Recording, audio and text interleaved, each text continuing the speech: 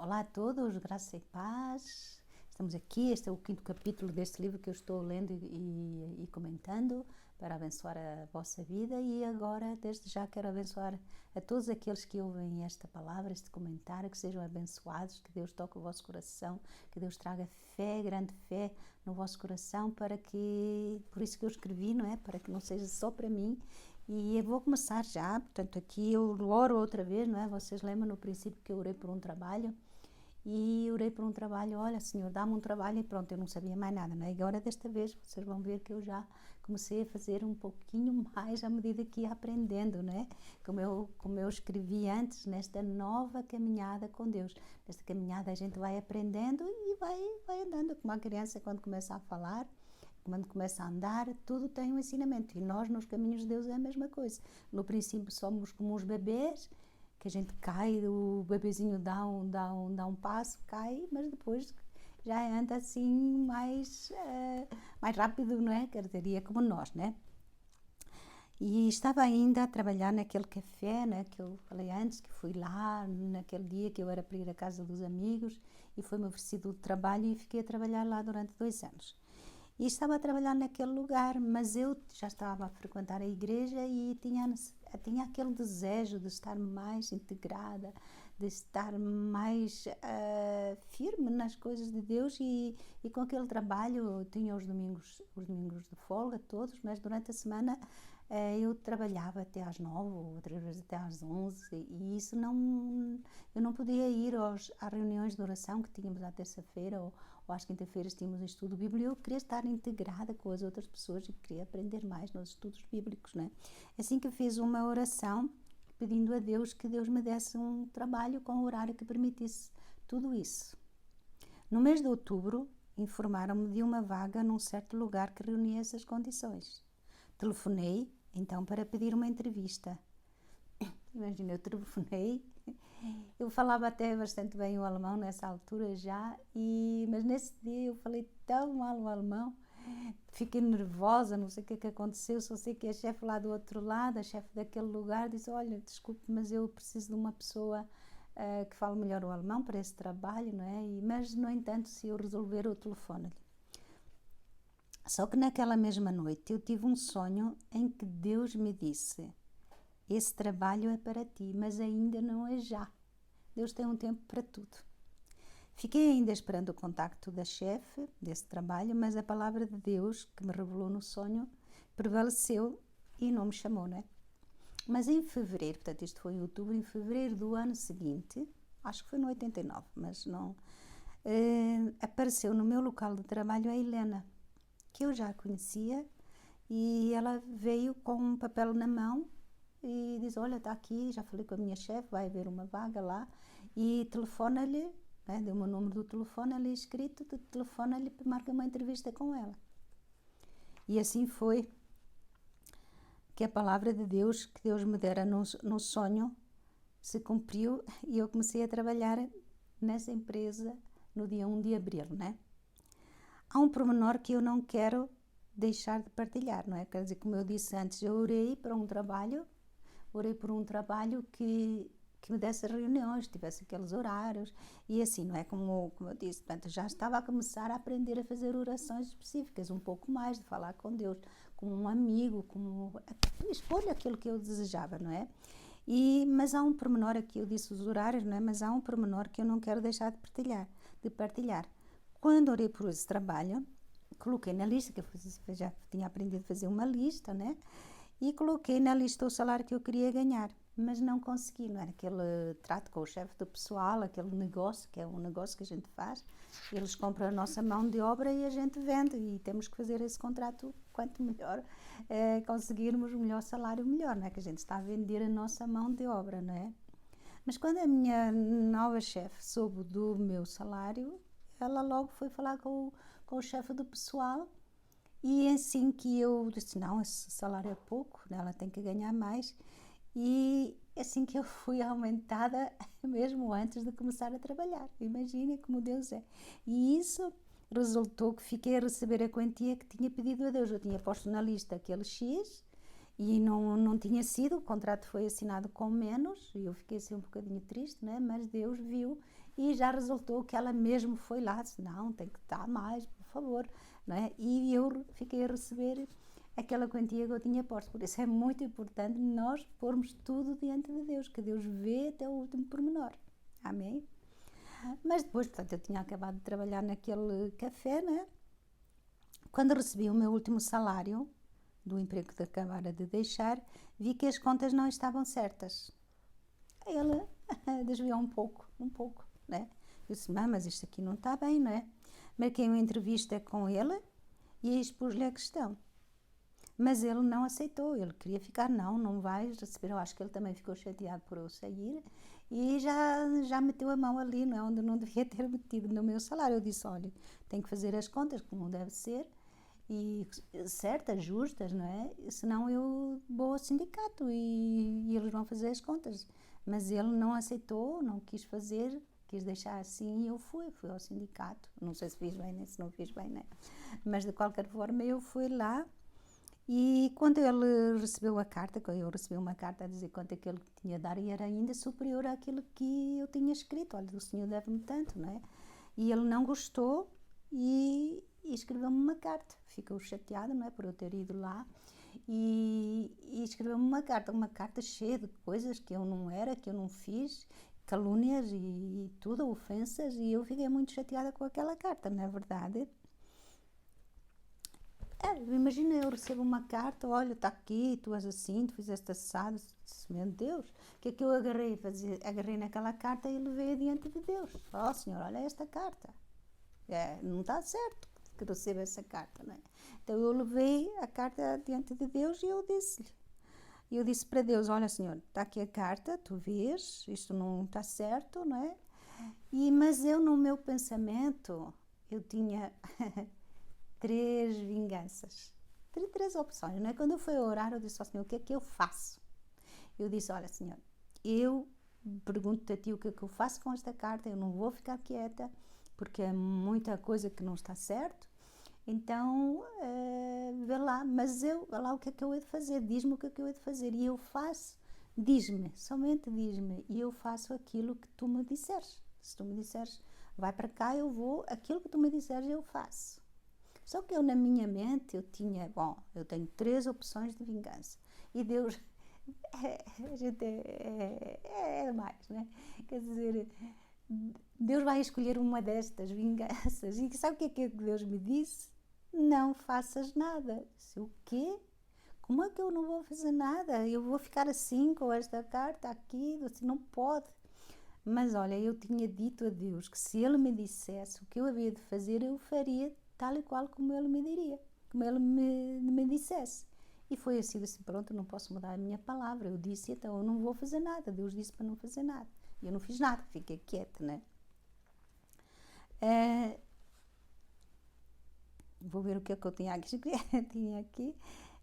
E a palavra de Deus diz, portanto, Deus trata realmente com o nosso caráter, não é? Nós pensamos, nós imaginamos, Deus vai fazer assim, vai fazer assim. Não, Deus é muito diferente de nós e ainda bem, não é? Que Ele é diferente de nós. Ai, se Ele fosse como nós, estávamos todos mal, toda a humanidade, não é? Ele trata com o nosso caráter. E nas Escrituras também diz assim, não vos vingueis, minha é a vingança e a recompensa, diz em Deuteronômio 32, 35. Então nós não nos devemos vingar. Tudo aquilo que nos fizeram injustamente devemos entregar para Deus. Deus cuida, não é? Quantas vezes somos tratados de maneira injusta e queremos fazer justiça pelas nossas próprias mãos? Às vezes a gente tem vontade, há coisas que fervem, fazem-nos ferver, eu vou lá, faço e não sei o quê, né? Queremos fazer a justiça pelas nossas próprias mãos, em vez de confiar em Deus, que é a nossa justiça. Deus é o justo juiz e Ele tem uma corte, né? Então, Ele é aquele que luta por nós. Mas nós, se quisermos fazer, então Ele deixa que façamos. Para que 2 pessoas? E normalmente, quando nós fazemos, sai tudo errado, não é? Quando nós nos vingamos, perdemos a oportunidade de ver Deus agir a nosso favor, porque Ele é a nossa justiça. Então, não te deixes vencer do mal, mas vence o mal com o bem. Tudo aquilo que nos fazem, deixamos que Deus faça, porque Ele cuida, não é? É como assim, mais, podemos comparar assim quando a gente entrega uma questão ao advogado, ele cuida daquela situação, ele vai, mexe para cá, vai procurar ali, vai assim, ele mexe. Nós não podemos estar interferindo, não é? Nós entregamos-lhe um caso de justiça e ele vai fazer, não é? E assim em Deus, nós quando lhe entregamos, ele vai cuidar desse assunto, não é? Então, eu não fiz nada como Deus me tinha ordenado. Deus disse, e pronto, então faça assim, conforme tu me disseste. E o resultado foi que, de repente, eu já nem me lembrava, que já não tinha essa tristeza, já não tinha nada desse ressentimento até. Foi como se nunca tivesse recebido aquela carta, nem me lembrava mais que tinha recebido a carta. Deus cura as nossas emoções e sentimentos quando nós lhe obedecemos e confiamos em que aquilo que Ele diz é o melhor para nós. Portanto, se Deus disse não faças nada, é porque aquilo era melhor. Para quê vingar-se? Para quê ir lá? Para quê, né, tirar pedra? Para quê tirar pedra? Deixa que Deus faça, que Deus faz muito melhor connosco. Pronto, e assim, tanto era coisas que surgiam, não é? E assim estava continuando eu. Até que depois de outra situação, não é? Há 3 anos que eu tinha tirado a carta de condução, mas nunca mais tinha conduzido e eu não queria perder, não é? Porque por tirar a carta de condução, a carta de condução é uma coisa que nos dá satisfação, nos dá uma independência, é muito bom ter a carta de condução. E eu tinha feito, mas eu não tinha carro. E eu pensei, bom, vou perder, porque 3 anos sem conduzir, daqui a pouco a gente tem medo, não quer ir na estrada, porque não sente-se insegura, porque não pratica, não é? Então eu pensei, eu vou comprar um carro. Mas quando eu comprei, eu morava num lugar, eu não tinha garagem, não tinha o parque de estacionamento, aí tinha que andar lá na volta, né, à procura de parque, até que encontrasse, às vezes deixava longe, eu disse, acho que fiz um erro, né, acho que fiz um erro. E então decidi levar, ou trazer, neste caso agora, o carro para Portugal e usaria nas férias. Pronto, foi o que eu fiz, né. Mas para trazer o carro eu estava sozinha, então pedi ao meu irmão para me ajudar e foi lá e trouxe o meu carro. E eu não tinha essa coragem de enfrentar uma viagem de 2.200 quilómetros sozinha, eu não tinha essa coragem. Então pedi ao meu irmão e o meu irmão foi lá. E o meu irmão foi de autocarro, de bus ou de ônibus, como vocês entenderem, né? Só que eu fui combinado assim, também há coisas que a gente faz erradas, e isso foi uma coisa errada minha, eu dei-lhe o número do telefone, comodamente, quando chegaste, tem lá a cabine, telefone-me e tal, né? E eu lá em casa sentadinha à espera, só que o meu irmão nunca mais telefonava e eu estava preocupada. Mas será que aconteceu alguma coisa? Será que o meu irmão teve um acidente e eu sou a culpada porque se eu não tivesse trazido ele para aqui, não tinha acontecido isso? Eu fiquei preocupada e orava, ó Senhor, por favor, guarda o meu irmão. E de cada vez que eu via, esta é a primeira visão, né? De cada vez que eu orava, Deus mostrava-me o meu irmão sentado lá no lugar onde chegavam os autocarros, onde chegavam as pessoas, sentado numa mala, mas isso para mim não fazia sentido. Eu tenho aqui um desenho de ilustração, não é? Mais ou menos, está mais ou menos bom, né? E então lá estava o meu irmão, não é? Tantas vezes, cada vez que eu orava, que tantas vezes Deus de cada vez mostrava-me essa visão, não é? Ele ali. Deus é Deus misericordioso, não é? E foi-me mostrando, até que eu cheguei lá, no lugar onde ele estava, disse, não, então se alguma coisa não está bem, porque ele não chega mais. E então eu fui lá e lá estava ele, exatamente, não é? Exatamente assim. Estava lá debruçado na mala, assim, sentado, assim, credo, porquê isso, né? Mas foi a minha culpa. Já falei com o meu irmão, perdoa-me, porque foi realmente um erro da minha parte, não é? Mas Deus é bom. E para mim era a primeira visão, nunca tinha tido uma visão, não é? A gente tem sonhos, como eu tive o sonho do Jesus na praça, e o sonho com o meu pai, e essa coisa toda. Mas assim, uma visão assim eu nunca tinha tido, eu estava a aprender os primeiros passos, não é? Como eu falei antes, a criança começa a caminhar, e cai, e tropeça, e volta a levantar, e nós também, a gente faz muitos erros e acho que esse foi um deles, né? Aí outra experiência que eu tive foi também o nascimento da Letícia, que é a minha sobrinha, da minha irmã que está em França.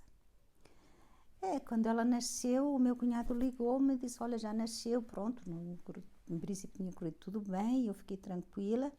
E logo depois, passados alguns dias, a minha irmã escreveu-me uma carta. Quando eu li a carta, eu li tudo, estava um tempo, não estava um tempo, o Fernando para cá, o outro para lá, não sei o quê. Eu estava à espera de uma carta que dissesse, olha, a Letícia chora, não chora, mama bem, tinha tantos quilos, é o normal de dizer de uma criança, mas não tinha nada, sabe o que é? Nada, absolutamente nada. E eu fiquei preocupada, assim, o que é que aconteceu? Será que aconteceu alguma coisa à menina? E ela, para não se magoar, não diz nada, pronto, nem falo nisso, para não doer o meu coração. Aí eu já me ajoelhei, ó Senhor, por favor, não deixes que aconteça nada àquela criança tão indefesa. Nesse mesmo instante, por isso que é muito importante, qualquer coisa damos a Deus. E quando nós estamos em comunhão com Deus, Deus vai nos mostrando as coisas, porque, não é como eu disse antes, nós não estamos aqui falando de uma religião, nós estamos falando de Deus Todo-Poderoso, aquele que fez tudo aquilo que existe a mim e a ti. Eu estou falando de um relacionamento com Deus, né? Então, como eu estava me relacionando com Ele, Ele ia me mostrando as coisas. Vou beber um pouquinho de água, né? Que a gente fala muito e seca a garganta.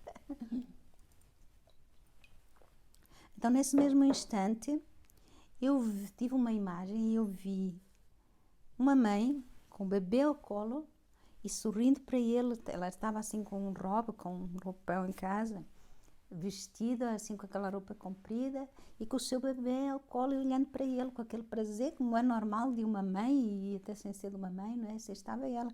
E depois, mais tarde, eu escrevi-lhe, mais tarde ela recebi outra carta dela com uma foto.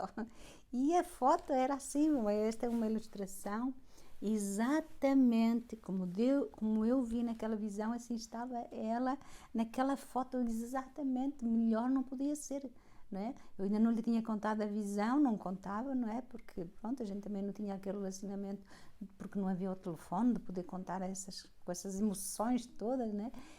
Mas, assim, credo, como Deus é, assim, tão real, tão específico, como é que eu ia dizer, tão certo, tudo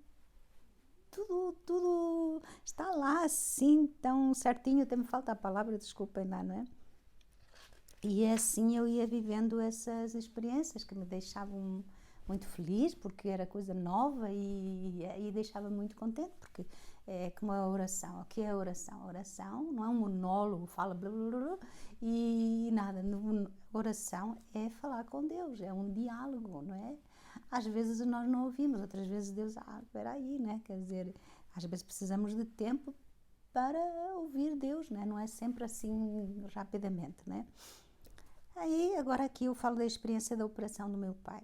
Fui informada que o meu pai tinha que ser operado para dar próstata, estava muito mal, não é? E logo, tanto na reunião de oração, eu partilhei com as pessoas que estavam lá, não é? E orámos todos por ele, não é? Portanto, no dia seguinte, eu mesma fui a uma reunião, era uma igreja suíça, perto da minha casa, onde estavam reunidas mais ou menos umas 500 pessoas e ali também pedi oração.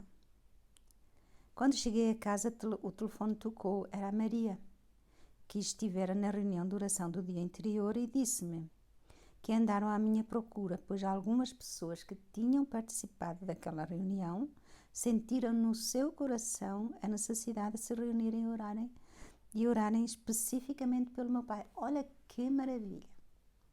Imagina uma pessoa estar sozinha, eu também tenho Deus em casa. Claro que tem. Mas orar sozinho é bom, muito bom. Mas orar com outras pessoas é mais forte, dá mais ânimo, dá mais força, não é? Como Deus diz na palavra dele, afugenta 1000 e 2, 10.000, a proporção é muito grande. Também ele diz, onde estiverem 2 ou 3 reunidos no meu nome, eu estou no meio deles. Quer dizer que não é quer dizer, que Deus também está presente, mas que se manifesta. Então, quer dizer, é muito bom a gente participar de reuniões de oração e estar junto com as pessoas. Tem um problema, liga, olha, estou com um problema. Eu falei desse problema, era um problema de família e eles já se reuniram e espontaneamente, eu não pedi nada, não é? Mas é muito bom. Assim, nesse dia, 2 grupos e em lugares diferentes, sem saberem um do outro, estiveram a orar pelo meu pai. A nossa família é abençoada, né? Deus diz que Deus abençoa aos milhares daqueles que o amam, não é? As nossas famílias são abençoadas porque elas já são incluídas pela nossa oração e Deus opera maravilhas, não é? São protegidas, pode-se dizer, porque a gente está constantemente a orar por elas, não é? Recebi um telefonema de Portugal dizendo-me que a operação não tinha sido fácil, pois a doença estava em estado avançado, não é? Uma infecção muito forte. Mas que mesmo assim tudo correra bem. Graças a Deus, não é? Que a oração é preciso, para tudo a gente precisa de orar, porque Deus precisa de agir, não é? Não podemos viver sozinhos, estar sozinhos na vida sem Deus. Pelo número de dias que o meu pai teria que permanecer internado, não é? Depois de uma operação assim, fiz as contas e vi que ele passaria o seu aniversário no hospital. Pelo que lhe escrevi um postal de parabéns, um postal de aniversário e enviei-o para lá. Nessa mesma noite, parece que aquela lá só tem sonhos. Não, é uma realidade. Tudo aquilo que eu conto é aquilo que eu vivi exatamente. Tive um sonho mostrando, me dizia, quando o teu pai chegar, quando chegar o postal, o teu pai já está em casa. E no sonho viu também passar em frente à capela da aldeia. Achei que teria sido apenas um sonho, porque nós temos também muitos sonhos. Às vezes a gente está pensando, está preocupado com isto ou com aquilo de noite, às vezes sonha uma atrapalhada, nem sabe. Temos sonhos, porque não é? Mas alguns são sonhos que revelam realmente Deus e outros não são. Pronto, a gente tem que entender. Eu penso, bom, foi um sonho, não sei se vai acontecer, não é? Eu esperei, né? Pois ainda era, na minha maneira de ver, ainda era muito cedo para que ele tivesse alta. Telefonei para o hospital e confirmaram, o seu pai já saiu, já foi embora, uau. E liguei então para casa, mas como ninguém respondeu, telefonei à minha tia, para lhe perguntar se sabia de alguma coisa do meu pai. Ele respondeu-me, olha, ainda não falei com ele, mas já o vi passar em frente à capela. Em frente à capela, foi lá onde eu o via passar, eu vi-o ali, né? No sonho. Minha tia morava do outro lado, não é? Mais tarde, quando pude falar com ele, contou-me que recuperara tão rápido que foi para casa só com um pequeno penso no local onde tinha sido operado. Vale a pena orar. Foi uma recuperação assim e mesmo o médico lhe disse, olha, isso estava muito mal, né? Mas Deus, não é? A gente orava, ó Senhor, que os médicos dão sabedoria, está com eles, e Deus é muito bom, não é? Aí conta aqui outra experiência, né? Jesus no meu quarto. Que não, Jesus no meu quarto? Como assim? Uma foto lá? Não, né? E a alegria da presença de Deus na minha vida continuava mais viva do que nunca, né? Passando essas experiências, lendo, cantando, era maravilha. Era e é, né? Vivia, pode-se dizer assim, apaixonada por Deus. Ele preenchia o meu coração, ocupava o meu pensamento e na minha mente eu fazia poesias. Às vezes eu ia para a cama, em vez de dormir, ficava lá, né, fazendo aquelas poesias. Algumas eu escrevi e outras, né, ficou assim. Na minha vida ia-se cumprindo dia a dia a palavra de Jesus, que Jesus diz, vim para que tenham vida e a tenham com abundância, diz em João 10:10, quer dizer, o que é vida com abundância? Isso foi o propósito que Jesus veio para dar-nos vida. Às vezes a gente anda triste, anda deprimido, anda lá querendo resolver as coisas por nós, não, parece que uma carga, um saco às costas. E Jesus veio para nos dar vida e vida com abundância. Era aquilo que eu tinha muita alegria e muita vontade de viver. Num sábado pela manhã, ainda estava a dormir. Pelo menos era isso que eu pensava, que eu estava a dormir. Quando vi Jesus entrar no meu quarto, Jesus ia andando, eu disse, uau, Jesus está entrando no meu quarto. Ele foi se aproximando de mim, desta vez não com aquele olhar reprovador, como no sonho da praça, né? Quando disse, é tu aí, né? Porque é que não queres nada de mim, né? E desta vez ele estava caminhando para mim, foi se aproximando da cama, eu estava deitada e ele ficou e olhava para mim com aquele sorriso. Não dá para explicar, mas uma pequena comparação, assim, quando uma mãe, não é como viu a minha irmã, aquela mãe que vai ver o filho a dormir no seu berço e tem tanto prazer, tanta alegria naquela criança. Assim era aquele sorriso, aquele contentamento, aquela satisfação que Jesus mostrou para mim, não é? Eu fiquei assim, olha, Jesus aqui, eu quero ver, eu quero ver, quero ver. E comecei a abrir os olhos, mas Jesus foi se afastando, indo para trás, não é? Os passos, não virou as costas, ele foi se afastando assim até que, pronto, desapareceu a imagem. Eu disse, ai, que pena, queria Jesus, queria vê-lo, não é? Mas um dia vou vê-lo assim, cá, abraçá-lo, Senhor Jesus, obrigado que morreste por mim e me deste uma vida maravilhosa, não é? Foi uma sensação maravilhosa. Não tenho realmente um vocabulário à altura para expressar tal sentimento. Apenas me quero juntar ao salmista que diz: Tu conheces o meu assentar. Deus conhece tudo acerca de nós.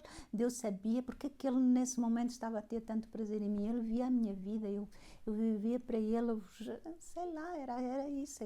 Um amor por Deus tinha saído do meu... ele tinha posto, né? Ele diz: Tu conheces o meu assentar e o meu levantar. De longe entendes o meu pensamento. Deus entende o nosso pensamento. Cercas o meu andar e o meu deitar e conheces todos os meus caminhos. Tal ciência é para mim maravilhosíssima, tão alta que não a posso atingir, não podemos atingir. Esse amor de Deus, essa maneira dele, não podemos, mas a gente guarda muitas coisas no nosso coração, não é? Aqui, esse é o Salmo 139, não é? Que diz lá no versículo 2, 3 e 6. Estava a viver esse insônio, penso eu, mas foi algo tão real que quando quis abrir os olhos para o ver... tem aqui tentaram fazer uma expressão e puseram um Jesus assim triste, mas Jesus estava muito feliz, muito sorridente, né? Mas às vezes é difícil passar ao papel, né? Então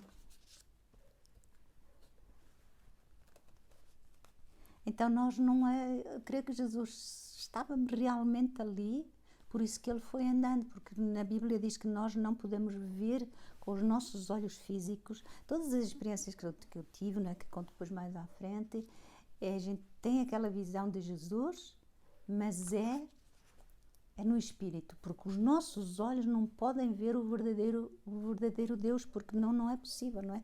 Diz, ninguém verá a Deus e vive, não é? É só no Espírito. Isso aconteceu de manhã enquanto eu ainda estava deitada. Costumo fechar as persianas, pois para dormir ficar o quarto mais escuro, é mais importante. Mas a cena pareceu como se houvesse sol no meu quarto. Não é interessante? Quer dizer, eu vi tudo, estava tudo fechado, mas eu vi tudo como se fosse de dia. Aliás, como se fosse sol, como se estivesse sol, não é? Tudo estava iluminado, porque Jesus é a própria luz, e onde ele estiver já está automaticamente iluminado, porque ele é o sol da justiça, amém? Essa experiência foi muito enriquecedora, pois sentia-me amada e aprovada por Deus. Senti que Deus se comprazia em mim. É muito importante a gente sentir-se amada pelo marido, sentir-se amada pelos familiares, sentir-se amada, é muito importante para nós. Isso dá-nos paz, dá-nos uma estabilidade emocional, é muito importante. Sentir-nos amada por Deus, há uma aprovação, é algo muito espetacular. Foi aquilo que eu me senti assim, algo grandioso, algo grandioso. Muitas vezes me pergunto se Deus ainda se agrada de mim e gostaria de voltar a ter essa mesma experiência. Deus não repete ou se repete, Ele dá-nos as experiências quando nós precisamos delas ou quando Ele simplesmente acha que as deve dar. Ele achou, então nunca mais tive essa experiência, nunca mais se repetiu, porque Deus achou que não era para repetir. Deus lá sabe, não é? E Ele é soberano. Com o passar do tempo, entendi que nem sempre eu também não, damos motivos a Deus para que Ele tenha prazer em nós. Mas apesar disso, Ele continua a amar-nos. Porque Ele é o próprio amor. O amor é a sua essência. Ele não pode existir sem amar. Ele simplesmente ama. Assim não podemos fazer nada que Ele nos ame mais, não é? Vou fazer isto, vou fazer aquilo, obras disso, obras daquilo. Para que Ele nos ame, Ele já nos ama e pronto. Quer dizer, claro que se dermos motivos para Ele ter prazer em nós, é melhor. Mas Ele ama-nos. incondicionalmente, né? Portanto, também não podemos deixar de fazer algo para que Ele nos ame menos, porque Ele nos ama, não é? Tal como nós, os humanos, num filho temos prazer e no outro nem sempre há motivos para isso. Há filhos que dão todo o prazer, de maneira de comportamento, de maneira como eles estudam, são comportados, são educados, e outros nem é sempre assim, não é? Mas nem por isso os pais deixam de os amar, não é? E com isto eu queria terminar este quinto capítulo, não é? Porque é algo para refletir. E no próximo vou falar sobre o partido da oposição. O partido da oposição, mas agora voltou, ficou política, como é que foi? Não, vamos falar sobre isso e tá lá, que Deus abençoe a vossa vida com esta palavra.